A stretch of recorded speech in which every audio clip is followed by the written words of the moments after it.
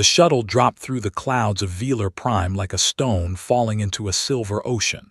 Sergeant Kale Maddox pressed his face against the window and watched the alien world grow larger beneath him. Towers of white crystal rose from the ground like the bones of some ancient giant. Rivers of liquid light moved between the buildings. Everything shined. Everything was beautiful. And everything made Kale feel very, very small. He was not supposed to be here. Not really. He was just a soldier, a member of the security team assigned to protect Ambassador Lena Cho during her diplomatic visit.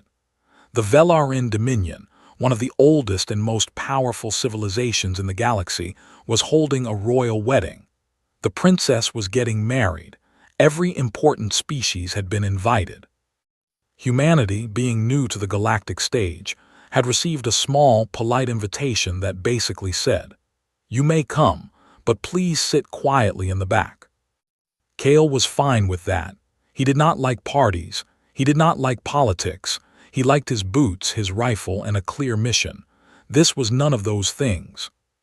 The shuttle landed on a platform made of something that looked like frozen starlight. A group of Velarin officials waited for them. They were tall, all of them at least 7 feet, with smooth silver skin, sharp features, and eyes that glowed faintly like dying embers. They moved with a grace that made Kale feel like a bag of rocks learning to walk. Ambassador Cho stepped forward with a warm, diplomatic smile. She was good at this. Kale hung back with the rest of the security detail, trying to look professional, and not like a tourist staring at alien architecture with his mouth open. A Velarin official looked down at the humans the way someone might look at a child who had wandered into an important meeting. Polite, patient, slightly amused. "Welcome to Velar Prime," the official said. "You will be escorted to the guest quarters in the outer ring. The wedding ceremony will take place in 2 days." Outer ring. Kale understood what that meant. Far from anything important, far from anyone who mattered. He did not mind. He had spent most of his military career in places where nobody wanted him. At least this place had nice floors. The palace was enormous. Kale had seen military bases that covered entire moons, but this was different. This was not built for function. It was built to make you feel something old and heavy and powerful. The hallways were lined with statues of Velarin warriors from ages past, each one frozen in a pose of battle or triumph. Their eyes seemed to follow him as he walked. That first evening there was a feast. The humans were given a table near the far wall, close to the kitchens. Kale sat and ate quietly. The food was strange, soft, colorful things that dissolved on his tongue and tasted like music, if music had a flavor. He could not name any of it, but it was not bad. From his seat, he could see the main hall. Hundreds of Velarin nobles filled the room. They wore armor even to dinner, polished, ceremonial, covered in symbols of their bloodlines. They laughed and drank and spoke in voices that rumbled like distant thunder. And at the center of it all, raised on a platform above the rest, sat the royal family. King Thalorin was old, even by Velarin standards. His silver skin had faded to a pale gray, and deep lines cut across his face like cracks in ancient stone. But his eyes were sharp. He watched his court the way a general watches a battlefield, measuring, calculating, never resting. Beside him sat Princess Salith Velinara. She was beautiful in the way that a blade was beautiful, sharp, precise, and cold. She wore white and silver armor that caught the light like water. Her dark hair was pulled back tightly and her face was perfectly still. She smiled when she was supposed to smile. She nodded when she was supposed to nod. She was perfect. But Kale had spent 15 years reading people in combat zones, in hostage situations, in rooms where one wrong word meant death. And he saw what no one else in that room seemed to see, or perhaps what they all chose to ignore. Her hands were shaking. Not much, just a tiny tremor hidden beneath the table. Her smile never touched her eyes. She was not a bride waiting for her wedding. She was a prisoner waiting for her sentence. Kale looked away. It was not his business. He took another bite of the strange alien food and tried to focus on something else. Then he saw the groom. Warlord Draven Kaas entered the hall like a storm walking through a door. He was massive, even among the Velarin he was large. His armor was black, scarred from real battles, and he wore the trophies of conquered enemies on a chain around his neck. His face was hard and cruel, and when he smiled, it was the smile of something that enjoyed breaking things. Draven walked to the royal platform and took his seat beside Salith. He did not greet her. He did not look at her. He placed his hand on the table near hers, not touching but close enough to claim ownership. She did not move. She did not react, but the trembling in her hands got worse. Chaol's jaw tightened. He forced himself to look away again. Later that night, he could not sleep. The guest quarters were comfortable, but his mind would not stop working. He left his room and walked through the palace corridors, staying in the areas where humans were allowed. The halls were mostly empty. The crystal walls hummed softly with some kind of energy he did not understand. He found a balcony that overlooked the capital city. The view was incredible, a sea of light stretching to the horizon under 3 small moons. He stood there and breathed the cold alien air and tried to empty his head. "You are the human soldier." The voice came from behind him. He turned and found Princess Salith standing in the doorway. She was out of her ceremonial armor now, dressed in simple gray robes. Without the royal mask, she looked younger and tired, very tired. "Yes, Your Highness," Chaol said. He spoke Velarin slowly, with a rough accent but clearly enough. She seemed surprised. "You speak our language." "Enough to get by. The ambassador made us learn the basics." She walked to the railing and stood a few feet away from him. She did not look at him. She looked at the stars. They stood in silence for a while. It was not uncomfortable. It was the kind of silence that happens between two people who are both carrying something heavy and do not want to talk about it. Finally, she spoke. "What do humans do when they are trapped?" Chaol thought about it. He thought about every impossible situation he had survived, every wall he had climbed, every cage he had broken, every time someone had told him it was over and he had refused to believe them. "We find a door," he said, "and if there is not one, we make one." She turned and looked at him. Her glowing eyes searched his face for something: truth, maybe, or maybe just hope.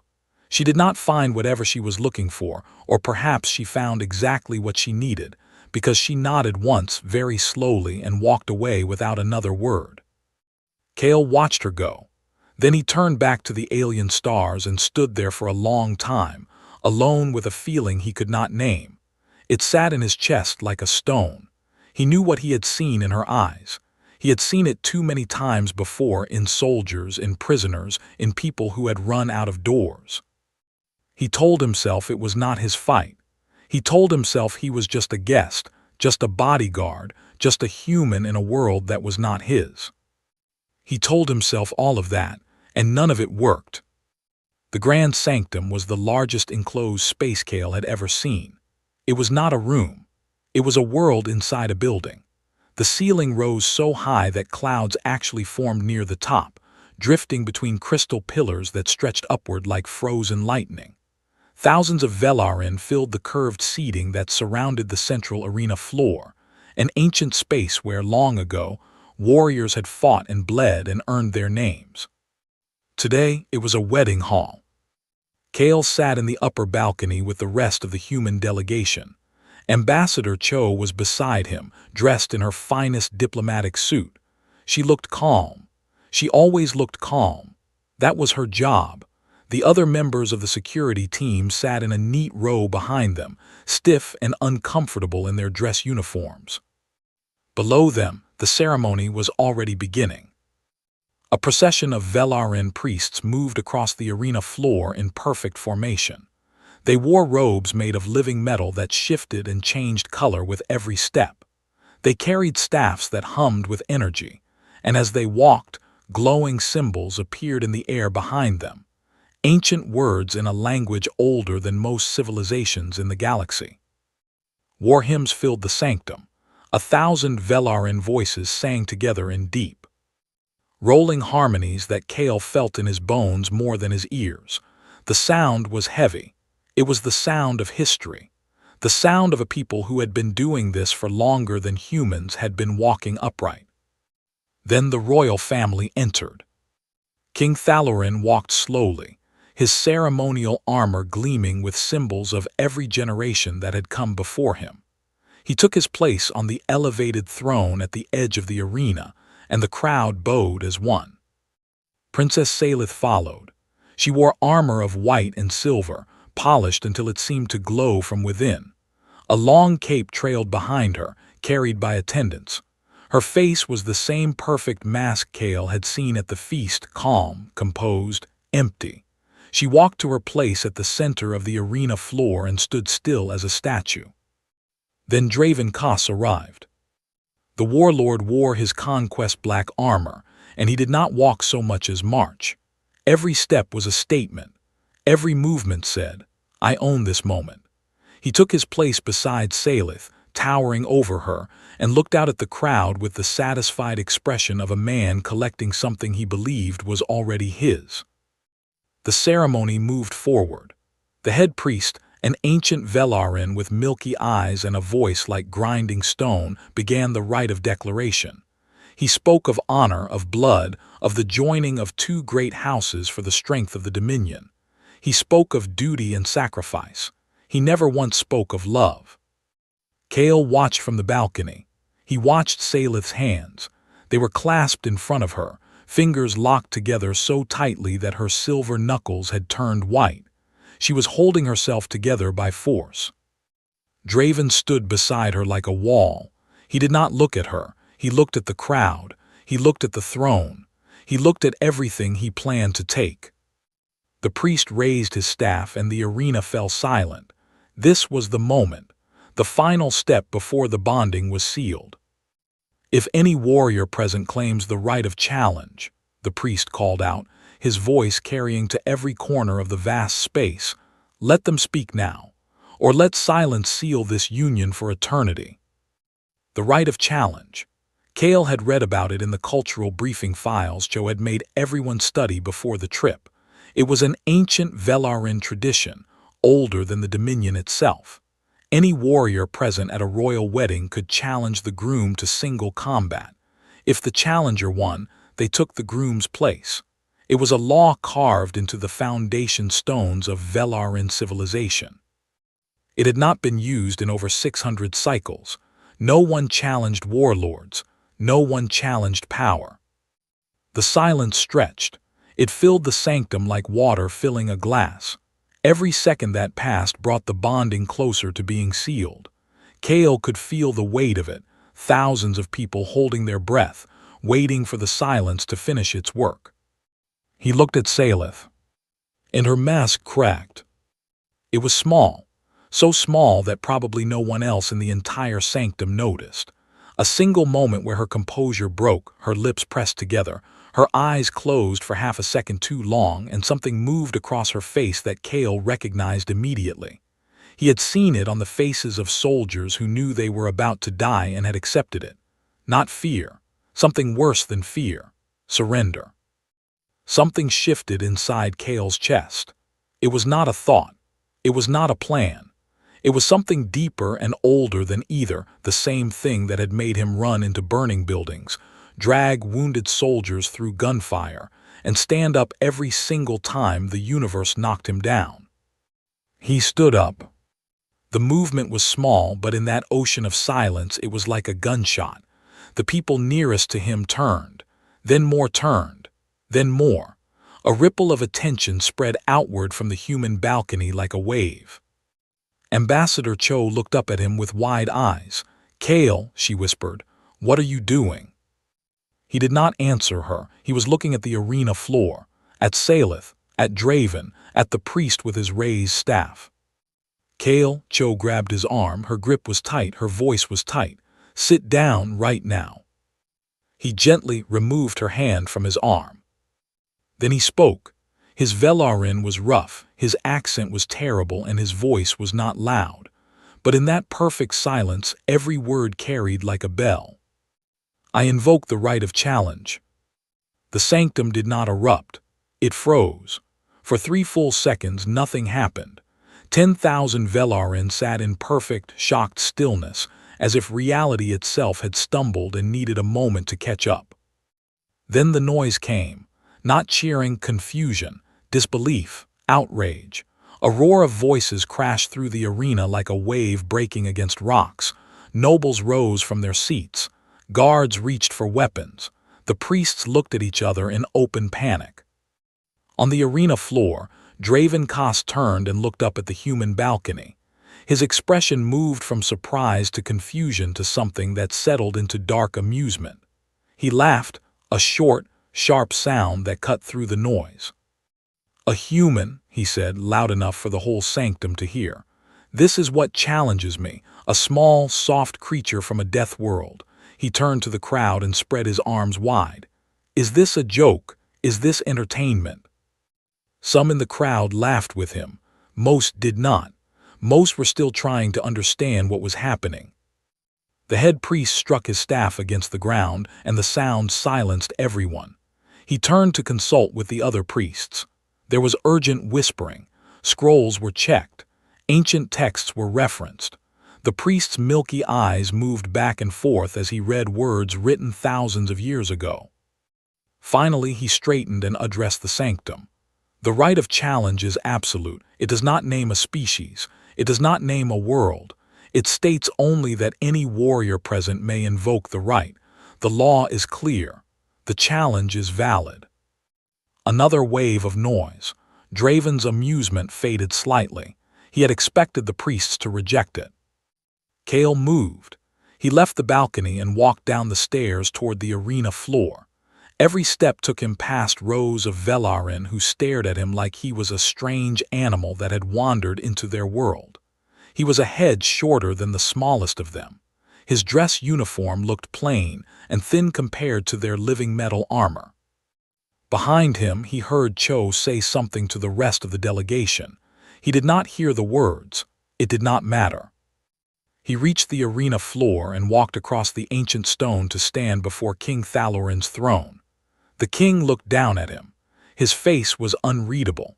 His glowing eyes studied the human the way one might study a puzzle with no obvious solution. "Human," the king said, and his voice was heavy and slow. "Do you understand what you have done? This is a trial to the yield or to the death. There is no retreat. There is no mercy asked or given. You will face a warrior who has conquered worlds." Chaol looked up at the king. He was aware of Salith standing nearby. He did not look at her. He kept his eyes on Thalorin. "I understand," he said. The king held his gaze for a long time. Then he leaned back in his throne and nodded once.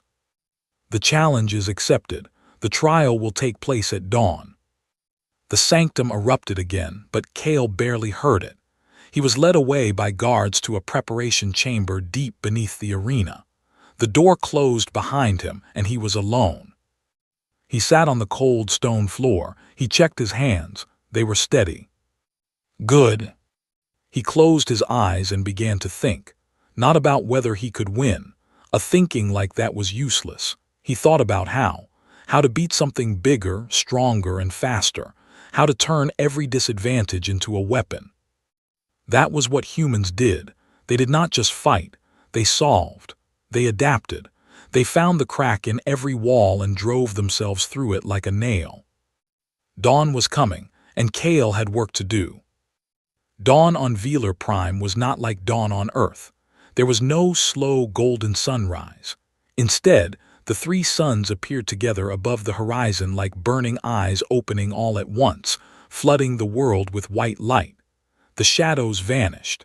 Everything became sharp and clear and merciless. The arena was full before the first light touched the floor. Every seat was taken. Thousands more watched on screens across the Dominion.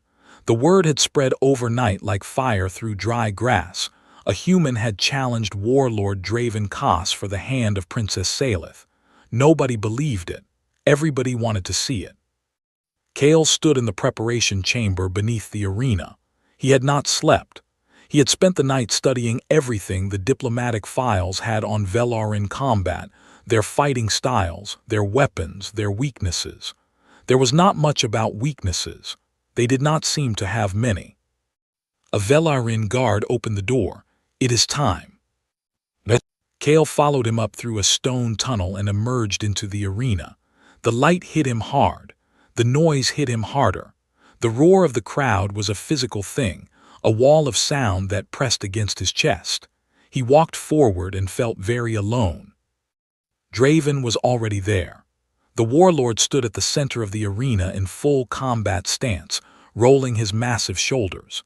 He wore light battle armor, not the ceremonial kind from yesterday, but real armor, dented and scarred from actual wars. He looked at Cale the way a predator looks at something too small to be a real meal, but amusing enough to chase. The head priest stood between them. Behind him, on the elevated platform, sat King Thalorin and Princess Salith.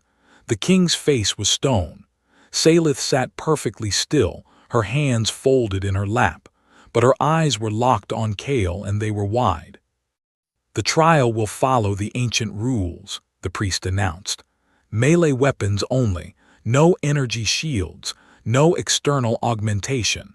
The fighters will select their arms from the Wall of Ancestors." A section of the arena wall opened, revealing a long rack of weapons.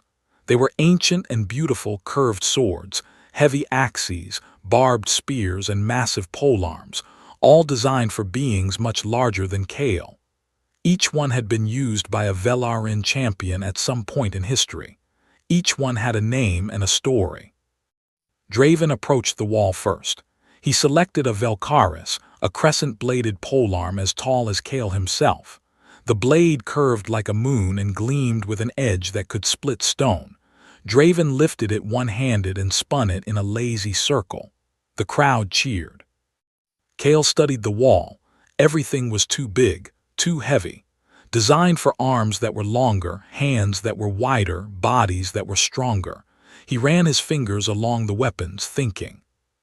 He picked up a Talith, a short combat dagger, barely longer than his forearm. Then he pulled a length of binding cord from a lower rack. It was thin, strong, and flexible, made from some kind of braided metal fiber. It was used in a Velarin restraint martial art, not a killing weapon, not a warrior's weapon. The crowd went quiet. Then the whispers started. A Velarin general sitting near Ambassador Cho leaned over and said, "Your man has chosen a slave's tools." Cho said nothing. Her face was pale, and her hands were gripping her knees so tightly that her knuckles were white. The priest raised his staff. "Begin." Draven did not wait. He closed the distance in 3 enormous strides and swung the Velkaris in a wide arc that would have cut Cale in half at the waist. Cale dropped flat. The blade passed over him so close that he felt the wind of it pull at his hair. He rolled sideways and was on his feet again before Draven could reverse the swing. The warlord came again, overhead strike this time. The Velkaris came down like a falling tree. Cale threw himself to the right. The blade hit the arena floor and cracked the stone. Pieces of rock flew in every direction. Cale felt one cut his cheek. He moved. That was all he could do right now, move. Draven was faster than he looked, terrifyingly strong, and his reach with the polearm was enormous. A direct block was impossible. A traded blow would be suicide. Cale had to stay ahead of the weapon, stay out of its path, and wait. Wait for what? He was not sure yet, but he would know it when he saw it. That was how humans fought, not with superior strength, with patience, observation, and the ability to take punishment long enough to find the answer. Draven swung again, and again. Each strike shattered stone. Each near miss sent Cale tumbling. The crowd watched in confused silence. This did not look like a battle. It looked like an animal running from a hunter. "Stand and fight," Draven roared. His voice echoed off the walls. "Face me like a warrior creature." Cale did not answer. He kept moving, ducking, rolling, circling.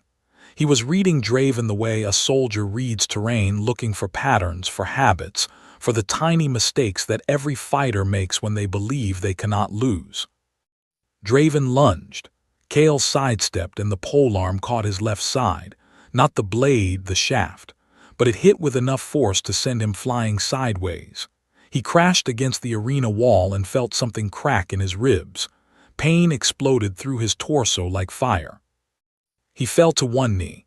Blood ran from the cut on his cheek and from a new gash along his ribs where his uniform had torn. The crowd murmured. Some looked away. It was over, they thought. The human was done. Kale stood up. The murmuring stopped. Draven attacked again, a spinning strike that came from the left. Kale ducked under it but was too slow to avoid the follow-up, a brutal kick that caught him in the chest and threw him backward. He hit the ground hard. More ribs cracked. The air left his lungs. He lay there for a moment. The ceiling of the arena spun above him. Every breath was a knife between his ribs. Blood filled his mouth. He stood up again. Something changed in the arena. The Velarin were warriors. They understood strength and speed and skill, but they were seeing something they had never seen before, something that did not fit into their understanding of combat. The human was weaker, slower, smaller. He was losing, and he kept getting up, not with defiance or rage, but with a quiet, terrible certainty that the ground was simply not where he belonged. Draven's confidence flickered, just for a moment. He struck again, harder this time, angry now. The Velkaris cut a deep line across Kale's thigh. Kale stumbled but did not fall. Blood soaked through his uniform. He was running out of time, running out of body. But he had found what he was looking for. Draven always overextended on his lunging strikes. His left foot came forward too far, and for a fraction of a second, his balance shifted to the front. It was a tiny flaw invisible to anyone who was not looking for it, but Kale had been looking for it since the first swing. Draven lunged again. Kale moved not away this time, but toward. He sidestepped the blade by inches and whipped the binding cord around the polearm's shaft. Then he pulled, not against Draven's strength but with it, redirecting the momentum sideways. The weapon twisted in Draven's grip. For half a second the warlord was off balance, his guard open, his body exposed. Kale was already inside, close range, where size was a prison, not an advantage. The dagger moved with surgical precision, not wild swings, not killing strikes, targeted cuts. The tendon behind Draven's right knee, the nerve cluster under his weapon arm, the grip muscles of his hand. Human combat doctrine, 15 years of close quarters training distilled into 3 seconds of controlled violence. Draven roared in pain and shock. His hands spasmed. The Velkaris clattered to the ground. He swung his free fist in a massive backhand that caught Kale full in the face. Kale felt his cheekbone crack. He flew backward and hit the ground with a sound like a bag of wet stones. He did not move. The arena was silent. Draven stood swaying, bleeding from 4 precise wounds, his weapon arm hanging uselessly. He turned to the crowd and began to raise his good arm in triumph. Behind him, Kale Maddox stood up one more time. Blood covered half his face. One eye was swollen shut. His ribs ground against each other with every breath. He held the dagger in one hand and the binding cord in the other, and he looked at Draven with his one good eye, and he said nothing. Draven turned. The smile died on his face. Kale closed the distance one last time. Draven swung with his good arm, a desperate, clumsy blow. Kale took it on his already dislocated shoulder. The pain was blinding. He did not stop. He looped the cord around Draven's throat, hooked his leg behind the warlord's damaged knee, and drove him to the ground with every ounce of weight and leverage his broken body could produce. Draven crashed down. Kale was on his back instantly, cord tight, dagger pressed against the base of his skull, boot planted on his spine. "Yield," Kale said. His voice was barely a whisper, raw, wet, and quiet, but in the silent arena everyone heard it. Draven struggled, the cord tightened. Seconds passed, the crowd did not breathe. Then Draven slammed his fist against the ground. the Velarin sign of surrender. The arena erupted, not in celebration, but in a sound that was beyond cheering or anger or shock. It was the sound of 10,000 people watching something impossible happen and trying to make sense of it. Chaol released his hold and fell sideways onto the stone floor. He lay on his back, staring up at the distant ceiling with his one open eye. Everything hurt. Everything was fatting at the edges. But somewhere above him, through the ringing in his ears, he heard the priest's trembling voice carry across the sanctum. The rite of challenge is fulfilled. The human is victorious. In the royal box, Princess Salith stood at the railing. Her composure was gone. Tears ran down her silver face in 2 clean lines, and her lips moved in words that no one could hear. Chaol could not see her from where he lay, but he knew. Somewhere in the back of his fatting mind, he knew. He had found the door, and he had kicked it open. Chaol woke up in pain. That was normal. What was not normal was the room, white walls made of living crystal that pulsed with a soft blue light, strange machines hovering around his body, and 2 Velarin physicians staring at him like he was the most interesting thing they had ever seen. "He is awake," one of them said to the other. "Remarkable. The tissue regeneration has already begun. His body is repairing the bone fractures without intervention." "How is that possible?" the second one asked. "He has no assisted healing implants, no genetic modification. This is baseline biology." Chaol tried to sit up. Every muscle in his body screamed at him. He managed to get halfway before a wave of dizziness pushed him back down. "Do not move," the first physician said, pressing a silver hand against his chest. "You have 4 broken ribs, a fractured cheekbone, a dislocated shoulder that we have already corrected, deep tissue damage in your left thigh, and more bruising than I have seen on a living body. You should not be conscious." Chaol blinked his one good eye. "How long was I out?" 14 hours. He processed that. "Could I get some water?" The physicians looked at each other. One of them made a sound that Chaol was starting to recognize as Velarin laughter. Over the next 2 days, Chaol healed. Not fully. Human biology was tough, but it was not magic. His ribs were taped. His shoulder was in a support brace. His face was a map of purple and black bruises. But he could walk and he could think, and for what came next, those were the 2 things he needed most. Ambassador Cho visited first. She closed the door behind her, sat down in a chair next to his bed, and stared at him for a full 30 seconds without speaking.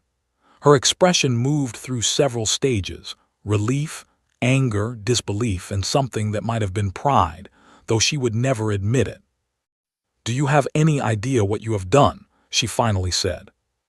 "I have a general sense of it. You have inserted yourself into the Velarin royal line of succession. You, a human sergeant from the Frontier Corps, have legally earned the right to marry the princess of one of the most powerful empires in the galaxy. Every diplomatic channel I manage is on fire. Earth's government has sent me 47 messages in the last 12 hours. 47. Are they angry? They do not know what they are. Nobody knows what they are. You have changed the political map of this entire sector by being, she struggled for the word. Stubborn, Chaol offered. Insane. She leaned back in her chair and rubbed her temples. The Galactic Accord is watching. Every species with a seat at the table is trying to figure out what this means for humanity's position. Some think it is wonderful. Some think it is a disaster. Most think you are going to be dead within a week. That last part brought Chaol back to reality. Draven's people. Cho nodded. His faction controls a third of the outer territories. They are not happy. There have already been 2 intercepted assassination attempts, 1 poison, 1 an armed agent in the palace. Velarin royal security stopped both, but they will keep coming. Chaol absorbed this quietly. He had expected it. Men like Draven did not lose gracefully. They lost loudly and violently, and they made sure everyone around them lost too. The next visitor was King Thalorin. The old king came alone, without guards or advisors. He entered the medical chamber and stood at the foot of Kael's bed, his ancient eyes studying the broken human with an expression that was impossible to read. "I am told you will recover," the king said.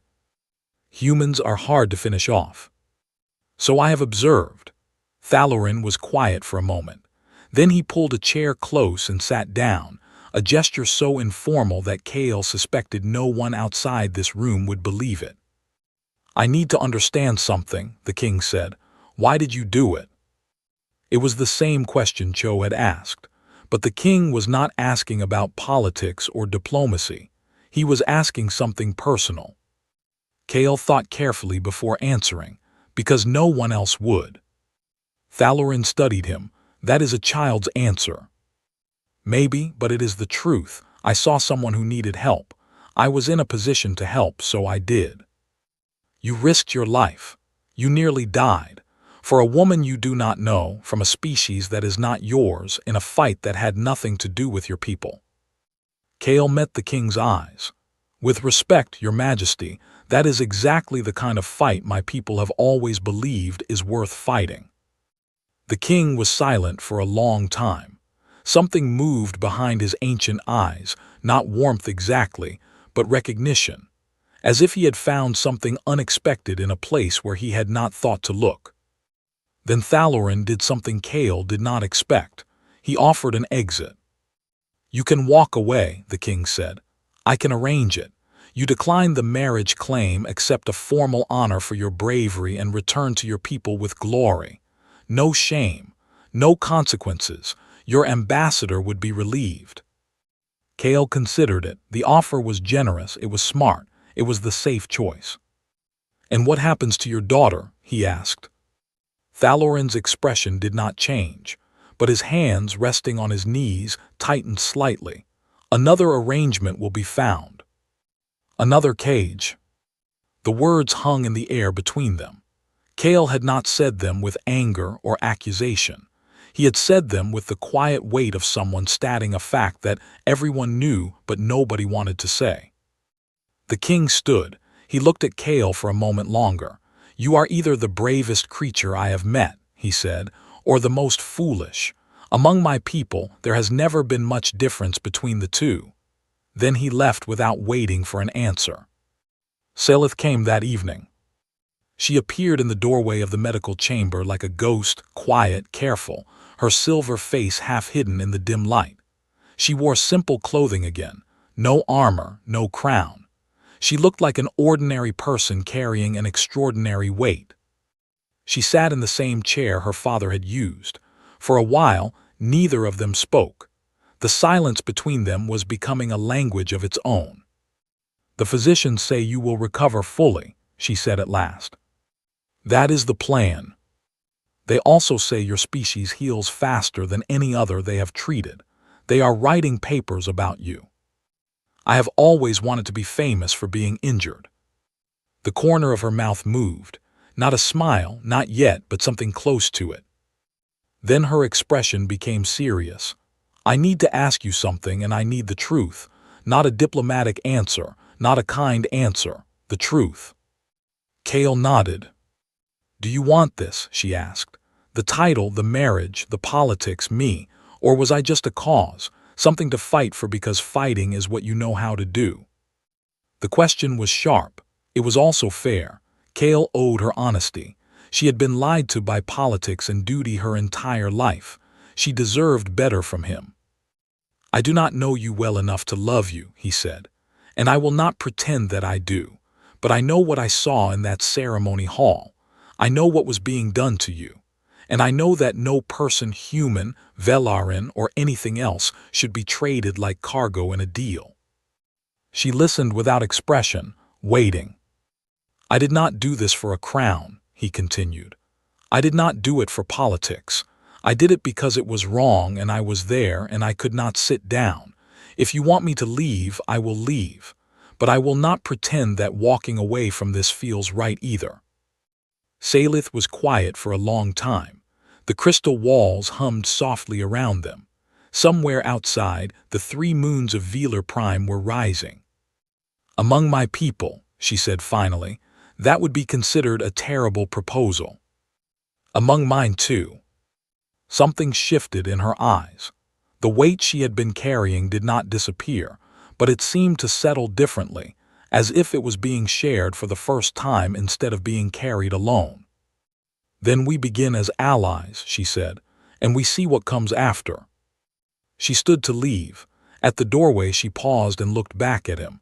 "I watched you fight every moment. You should have died 10 times. "Only 10. "At least," she held his gaze, "you are the strangest creature I have ever met, Kale Maddox." "I get that a lot." She left, and Kale lay back on his bed and stared at the ceiling and felt something he had not felt in a very long time. Not happiness exactly, not relief, something quieter.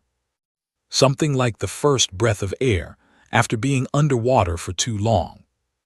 Over the following days, the palace became a chessboard. Draven's faction sent furious demands to the court. The challenge was illegitimate, the human was unworthy, the tradition had been corrupted.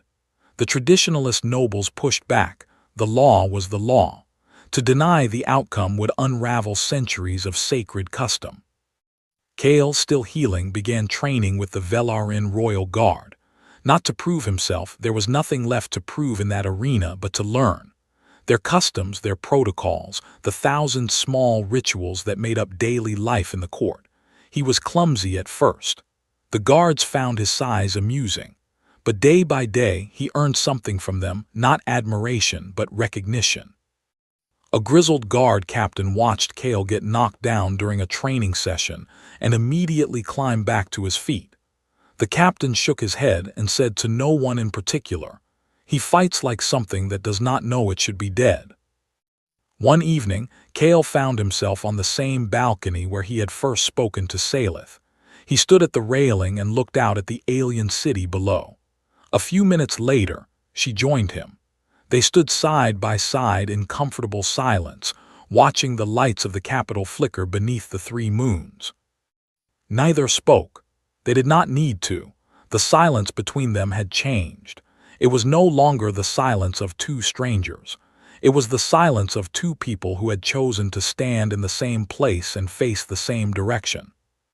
Below them, the city sparkled, and in the dark spaces between the lights, where shadows gathered and plans were made in whispers, Draven Koss sat in a borrowed war room and stared at a map of the palace with murder in his eyes.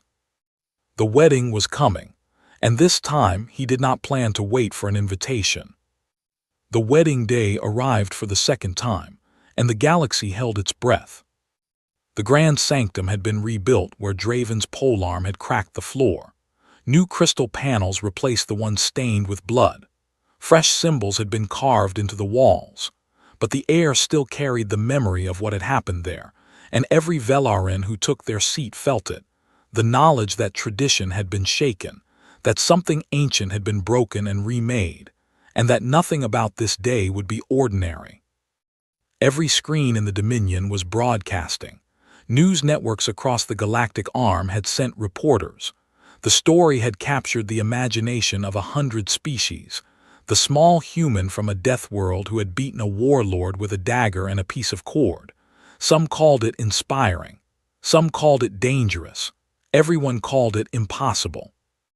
Kale stood in a preparation chamber, wearing Velarin's ceremonial armor that had been specially crafted for his smaller frame. It was silver and deep blue, the colors of the Velinara royal house, and it fit him like it had been waiting for him.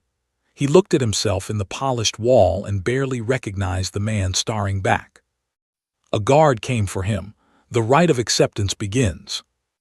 Before the bonding ceremony could proceed, Velarin tradition required the groom to walk the corridor of ancestors, a long hallway lined with pillars of living crystal that responded to the spiritual energy of the one who passed through.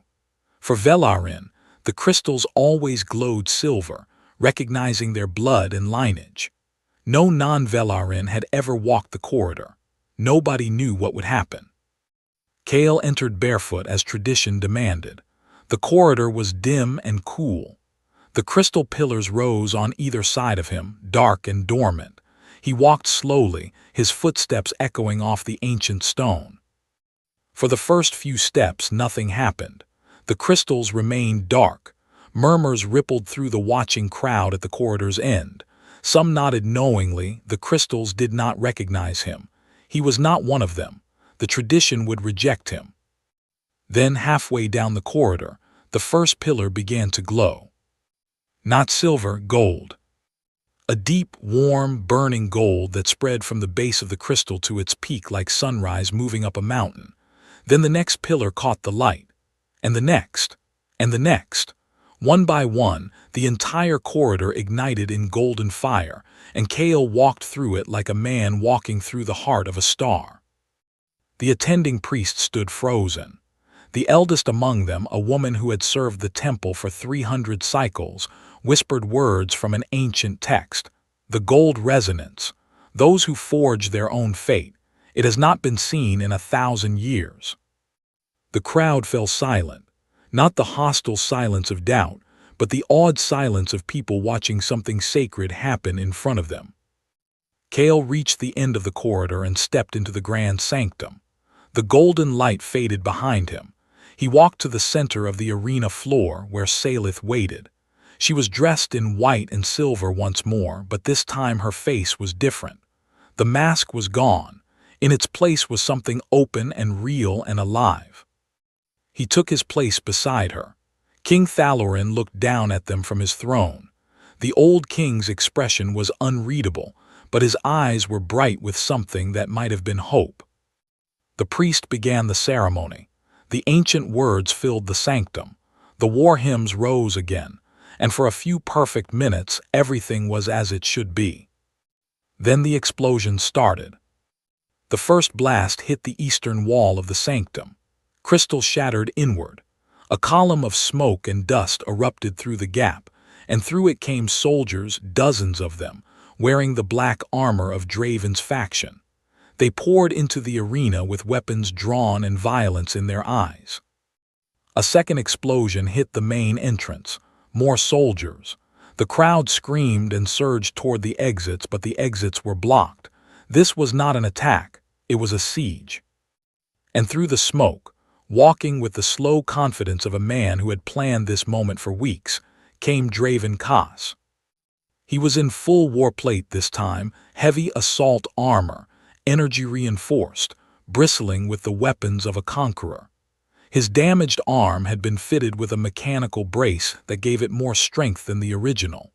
His face was scarred where Kale's dagger had cut him, and his eyes burned with hatred. "The monarchy is finished," Draven announced, his amplified voice cutting through the chaos. "The throne belongs to the strong. It always has, and I am tired of waiting for tradition to hand me what I have already earned." His soldiers fanned out through the sanctum. Royal guards engaged them immediately, flashes of energy weapons, the crash of blades, the screams of the wounded. But Draven had planned well. His forces outnumbered the guards inside the sanctum 3-1. Kale did not hesitate. The moment the first explosion hit, he was moving. He grabbed a fallen guard's blade, a proper Velarin sword this time, balanced and sharp, and put himself between the attackers and the royal platform. "Get the king to safety," he shouted to the nearest guards. "Protect the civilians." The guards stared at him for a fraction of a second, this human giving them orders in their own language, and then they moved. Something about the way he spoke, the certainty in his voice, the complete absence of hesitation, made them listen. Kale fought, not like the careful, defensive fighter from the trial. The arena had been a puzzle to solve. This was survival. He fought like a human fights when everything they care about is behind them and everything that wants to destroy it is in front. With speed, fury, and the terrifying creativity of a species that had spent its entire evolutionary history finding new ways to kill things bigger than itself.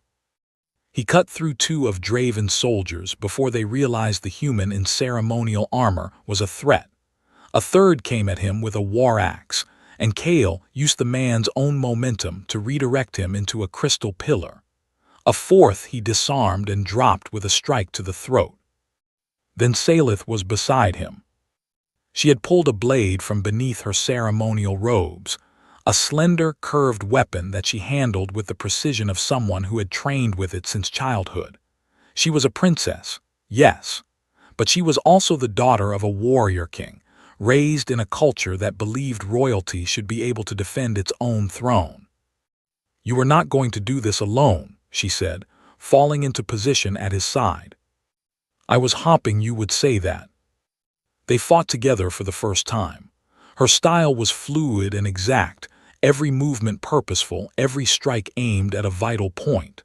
His style was raw and adaptive, improvised, unpredictable, using everything around him as a weapon. They were nothing alike, and somehow together they were devastating. They moved through the sanctum like a storm with two eyes. She covered his blind spots. He covered hers. When she was pressed, he threw himself into the gap.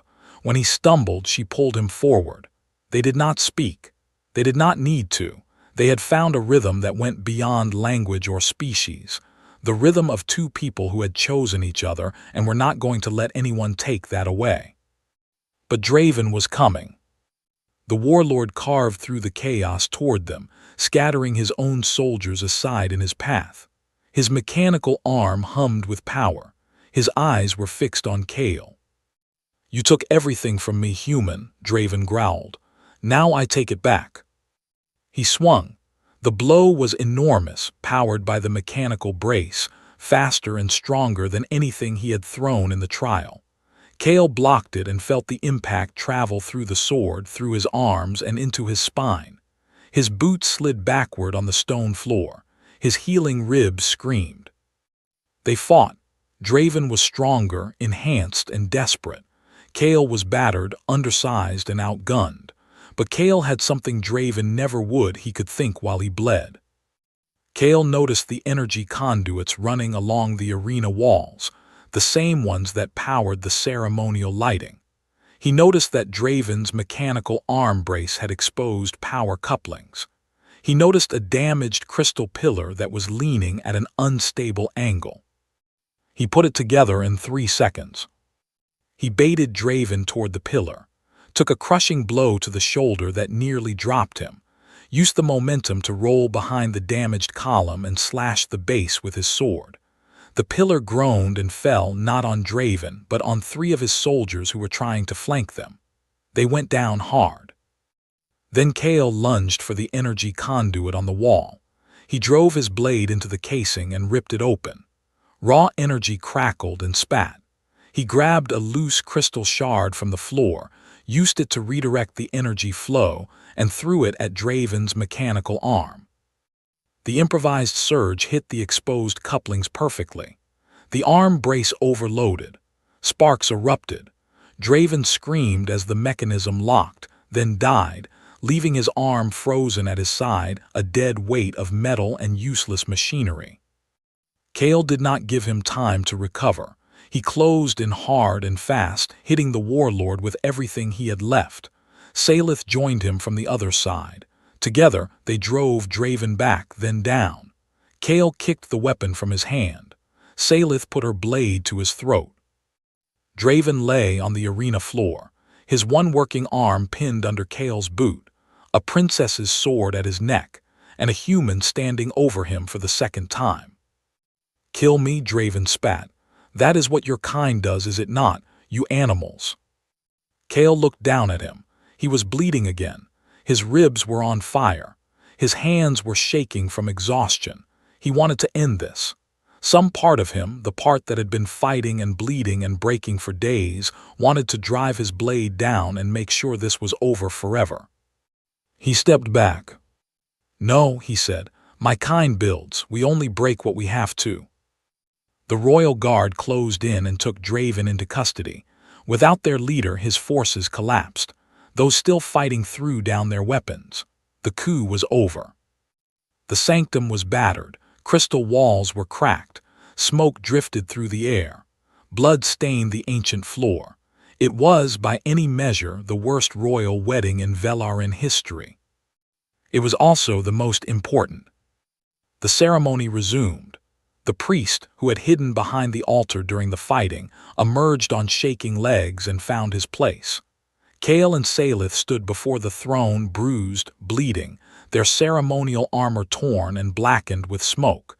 Neither of them had cleaned their faces. Neither of them cared. King Thalorin rose from his throne. He looked at them both for a long, quiet moment. The entire sanctum, what remained of the crowd, the guards, the priests, waited. The old king spoke, not to the crowd, to Kale. "I gave my daughter to a warlord to save my people. It was the hardest thing I have ever done. You took that burden from me and carried it yourself, not because you had to, because you chose to." He paused. "I do not fully understand humans, but I believe the galaxy underestimates your kind at its own risk."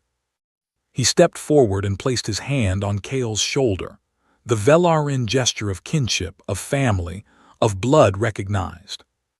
"Welcome to my family, son." The bonding was sealed. The war hymns rose one final time, and Kale Maddox, a scarred sergeant from a small blue planet on the edge of nowhere, became prince consort of the Velarin Dominion. News of the wedding spread across the galaxy within hours. On every station, in every fleet, in every council chamber, the story was told and retold. A human had walked into a world that was not his, fought battles he should not have survived, and refused to stop until the universe bent around him. On Earth, Kale's old commanding officer at the Frontier Corps received a formal Velarin commendation for Sergeant Maddox. He read it twice, leaned back in his chair, and laughed. "Only Maddox," he said. "Only Maddox could go to a wedding and come back a prince." On Velar Prime, the 3 moons rose over a battered but unbroken city. In the palace, in a room that was now theirs, Kale stood at the window. Salith joined him. She took his hand, the first time she had reached for him, without hesitation. "They will write songs about today," she said. "They will be terrible. I hope they at least get my height right." She laughed. It was quiet and small and real, and it was the first time he had heard her laugh. It was the most human sound he had ever heard from an alien. He held her hand and looked out at the stars. They were different from this world. They had always been different. But for the first time, standing in a place he had never planned to be, beside someone he had never expected to find, they felt like home. Across the galaxy, 1,000 species watched and wondered.